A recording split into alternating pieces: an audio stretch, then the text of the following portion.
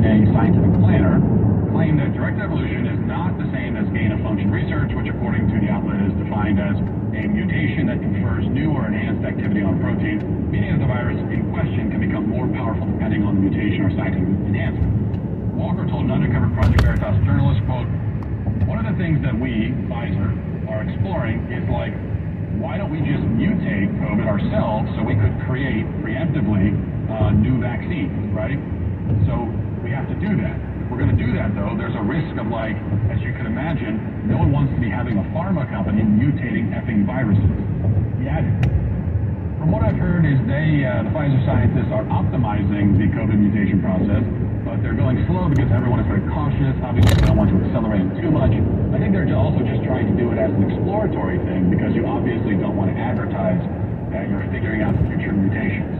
And then Walker pleaded, "Don't tell anyone, promise you won't tell anyone. The way the experiment will work is that we put the virus in monkeys, and we successfully cause them to keep infecting each other, and we collect serial samples from them. You have to be very controlled to make sure that this virus that you mutate doesn't create something that just goes everywhere," which I suspect is the way that the virus started in Wuhan, to be honest. It makes no sense that this virus popped out of nowhere. It's BS. Okay, like I said, you can watch this whole, I think it's about 10 minutes. You see this whole conversation where a Pfizer executive is saying that they intend to do the same thing they did in Wuhan. But we're going to be really careful. It's like the safety of the human race is at stake, and we're just going to trust that, Pfizer is careful. Like, they can do things that if it goes wrong, millions will die. But it's all right because we can just trust them to be careful. Because we know that these people historically have been very careful, right? Now, I mean, this obviously should be breaking news in every media outlet. We have a high-ranking official at Pfizer admitting that they're working on mutating the virus, admitting that it's the same kind of thing they did in Wuhan, pleading that nobody finds out about it. Like, how much more explicit can you be? Yes, we're doing this dangerous thing. Please don't tell anyone we're doing it. What else do you need to hear? Big Pharma must be stopped. I'm not interested in voting for any Republican who isn't serious about holding these psychos accountable. They've been operating with impunity for way too long. Way before COVID. Way before. Okay, before COVID came along, before the vaccines came along, how about turning half the country into drug addicts? Inventing diseases to treat and profit off. Conducting dangerous experiments that imperil the human race. Injecting whatever they want into our bodies, lying about it the whole time. It's got to stop, and we need leaders with the wherewithal to stop it. Now, I've already told you, we talked yesterday about the penalties that I would prefer to see for drug traffickers. So you know what I would like to do with drug traffickers? Well, let's start here. I mean, let's start with the ones who sue and have offices on the top floor of fancy skyrises. I mean, after we try them for their crimes and convict them in a court of law, because that has to be the first step. We're way past the point of congressional hearings and investigations. We need both of those things. They don't mean anything if they don't lead to trials and criminal charges, convictions, punishment. And there are other actual policy changes too that can be made if we really wanted to rein in Big Pharma. And some of this might seem slightly indirect, but really it's not, and we need to be doing it. Reining in Big Pharma, right, means either it means it's simply a talking point, something that you say, but if it's more than a talking point, it means cutting off the funds. It means taking money away from these people. That's how you do it. Or that is at least a major part of any effective plan to rein them in. Another big part is, again, criminal charges, trials, punishments. You got to take the money away. And I'll tell you one way to do that. We've talked about this plenty of times on this show. Ban the pharmaceutical companies from advertising their products directly to consumers. Whether it's a pill that they're pushing or a vaccine or anything, they should not be allowed to advertise it directly to consumers. And that is already the policy in almost every country in the world. Almost every country in the world, most countries, they don't let the pharmaceutical companies advertise directly to consumers. That was the policy in this country until I think it was the mid-90s when the FDA changed it. The fact that this policy was changed and has not been changed back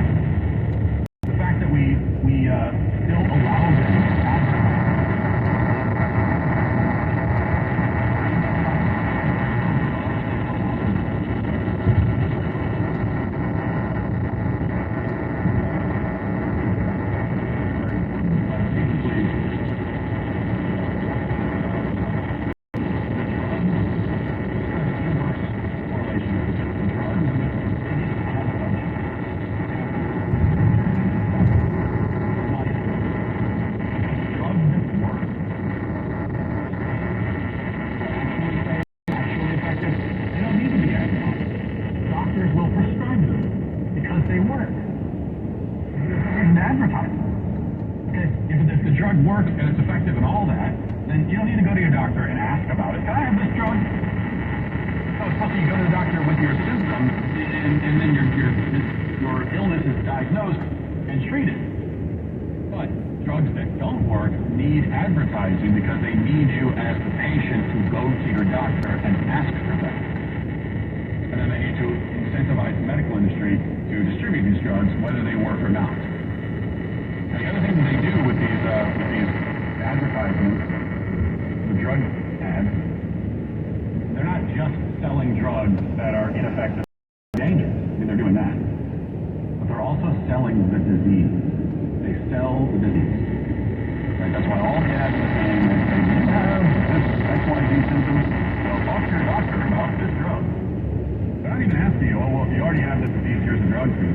It's like, let's convince you that you have this disease, a disease that you might not actually have, diseases that might not even exist, because Big Pharma, they also invent diseases that don't exist so that they can treat them, profit off of them.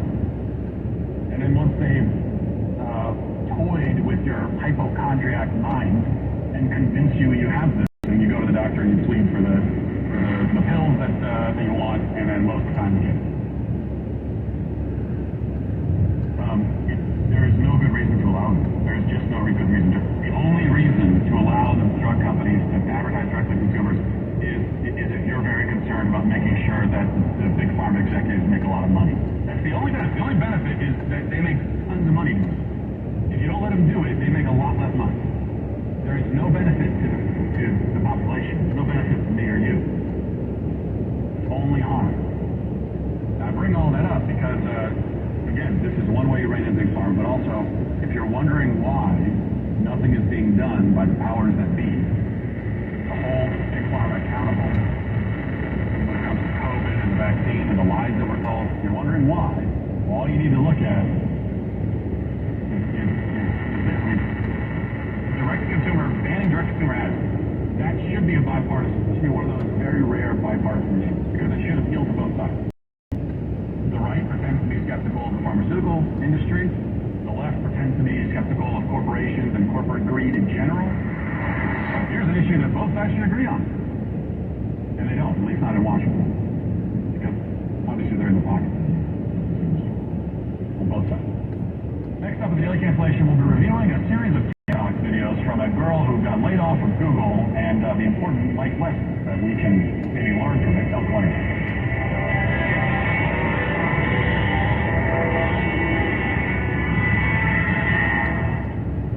Balance of Nature's fruits and vegetables in a capsule, changing the world one life at a time. Well, I drive a truck for a living. I don't get hardly any exercise. I'm not kidding you now. I'm not easily sold on anything, but I'm a firm believer in this product. You know, I watched those advertisements for 2 or 3 years and listened to the radio going down the road, and I said, something's got to be going on with that product. That many people to do ads for them. And I'm going to tell you what, I just think kind of a while ago, I told some of my buddies, I said, I'm not BSing you, man. I'm not kidding you. It's amazing. Just totally amazes me. Experience the Balance of Nature difference for yourself. Right now, Balance of Nature is offering free shipping and 35% off on any new preferred order.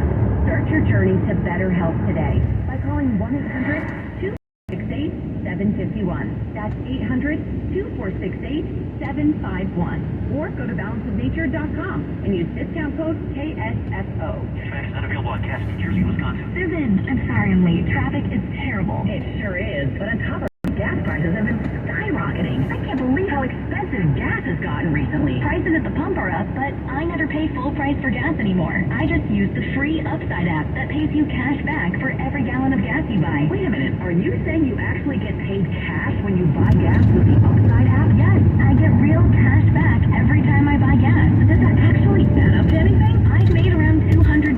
Wow, that's serious extra cash. I'm downloading the free Upside app now. Download the free Upside app to earn real cash back every time you buy gas. Use promo code LUCK for an extra 25 cents per gallon cash back on your first fill up. You can cash out anytime right to your bank account, PayPal, or any gift card for Amazon and other brands. Just download the free Upside app and use promo code LUCK for a 25 cents per gallon bonus on your first tank. That's code LUCK for 25 cents per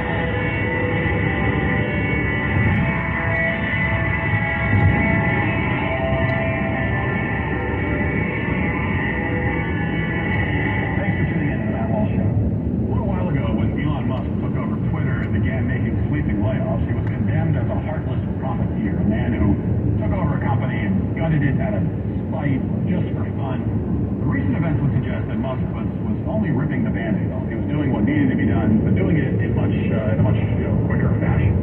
A few months after those layoffs, the rest of big tech is now involved in its own purge of its workforce. The Daily Wire reported this week, quote, Spotify revealed plans to cut headcounts by 6% due to macroeconomic turmoil following similar moves from other prominent technology firms. Spotify CEO Daniel Ek and staff members at a Monday note the music and audio platform reduced headcount to streamline operations. The announcement implies that 600 of the company's 9,800 employees will lose their positions. Spotify is one of several technology companies to announce this week as a response to overzealous hiring in the sector and broader economic woes. Microsoft revealed the company would dismiss some 10,000 employees, while Google will reduce its headcount by approximately 12,000. Yesterday, Amazon plans to lose 18,000 employees. More than 46,000 workers have been discharged from prominent American technology companies in the first month of 2023, according to a report from Crunchbase, even after firms in the sector dismissed 107,000 positions last year. So perhaps, as it turns out, the most successful businessman in the world made those layoffs because it was the right business decision. Maybe he didn't become the richest human in history by doing things haphazardly or without good reason. There's an interesting thought. What's even more interesting is that big tech employees themselves, while still complaining about layoffs, have in the past inadvertently revealed why the layoffs were necessary. Case in point, Nicole Stock, a partner services program manager at Google, or I should say, a former partner services program manager at Google. Sai, like several infamous examples from the Twitter ranks, enjoyed posting these insufferable day-in-the-life videos to TikTok, where she documented her exploits throughout the day, which mostly consisted of bragging about all the perks that she enjoyed as a big tech minion. I still remain personally perplexed as to why or how these day-in-the-life videos become so popular. I can understand watching such a video about somebody who lives an interesting life and does interesting things, like maybe a day in the life of a scuba diver who explores shipwrecks, or of a scientist on a remote research station in Antarctica, or even one of those guys who repairs power lines 150 feet up. Like, I'd watch that. The day in the life of that guy, I want to see. These are impressive jobs that would make for fascinating content. A day in the life of a Silicon Valley pencil pusher doesn't exactly measure up. Yet even so, Nicole Sai posted this here. From the Google LA office. I grabbed some candy from the reception before heading in. This used to be an old aircraft hangar, so the decorations hanging from the ceiling kind of looks like an aircraft flying in. Before it was a Google office, this aircraft hangar belonged to Howard Hughes. There's tons of memorabilia. Next, I'm going to pass by these art installations. They're a really good photo op, or you can sit in there and get some work done. I'm going to head to the coffee shop to grab some coffee and a fruit cup since I missed breakfast, and then I'm heading over to this butterfly themed room to take my first meeting. Then I'm going to head over to the confetti room to take my next meeting. It's so sparkly and beautiful in here. I love that a lot of our rooms are themed. Then I'm going to grab my two favorite drinks, which is this green tea and coconut water. Next, I'm going to go upstairs and grab some lunch. They always have pizza and a variety of different vegetables and meat. The food is always really good, and of course, everything you see in the office is free. On my way out of the cafe, I ran into a Googler, which is a dog Googler, and ran into some ghosts. When they were renovating the office, there were a lot of spooky stories from the crew. So there's a full area in the office where you can listen to them. And I got more work done and headed over to the massage chairs to wrap up my day. Let me know what you want to see next. Well, it's important to get that massage in after a grueling day of eating candy, drinking coconut water, taking selfies, perusing art installations, petting the dog Googler. Now, in fairness, she did take 2 meetings, okay? So there were 2 meetings. And that was her entire day. She had 2 meetings, and the rest of that, mostly just hobnobbing around, taking it easy, attending a meeting or two. The one thing missing from her day, or from her day, is work, or anything that we might call work. She didn't do anything, or create anything, or make any important decisions from the looks of it.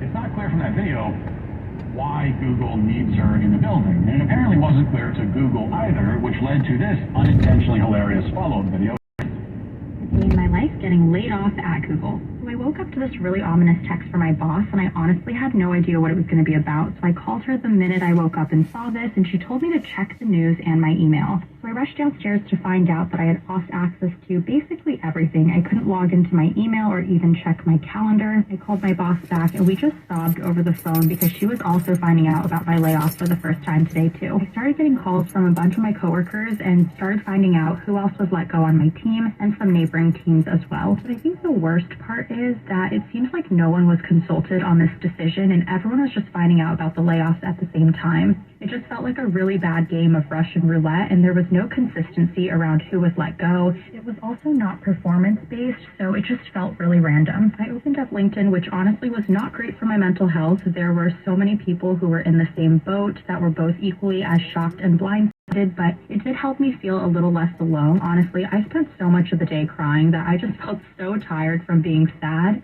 and wanted to do something that would just make me feel better. Luckily, I have an annual pass, so I headed over to Disneyland because I wanted to go eat my feelings.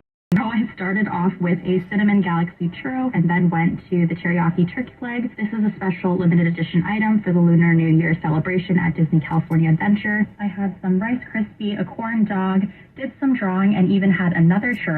I don't really know what's next for me, but I'll be vlogging my journey and posting more content about it, so feel free to follow along. I have a sick sense of humor, so I really want someone with an even sicker sense of humor to make a parody video of, like, what would happen if one of these people was on, like, death row and had to do a day in the life of their execution. I just think that'd be fun. Here's a day in the life when I'm being executed. I woke up. A couple of things. First of all, she says that the layoffs were a really bad game of Russian roulette, which seems to suggest that there's such a thing as a good game of Russian roulette. The whole point of Russian roulette is that someone dies at the end, so it's going to be a very bad day for although maybe not for you, so okay. Second, she just got laid off, lost her source of income, and her first reaction was to run down to, was it Disneyland, to blow her discretionary funds on carnival snacks? Doesn't seem like a great strategy. Third, listen, I don't have anything against this woman. I'm predisposed to dislike her because she works for big tech, but for all I know, she's a very nice and delightful person. For all I know. But my ability to feel sympathy for your tears is severely limited when you take out your phone to capture your tears on video. I have been sad in my life. I've experienced setbacks like we all. I've never felt the urge in the midst of that sadness to document it with my phone. That's actually the last thing I would want. Is I'm very sad about something, and then I have a phone in my face. It's the last thing I would. The instinct to pull out your phone while you're crying is not one I begin to understand. And it automatically makes your sadness at least partially performative because you're using it for content. You're using it for clout. You're not taking your own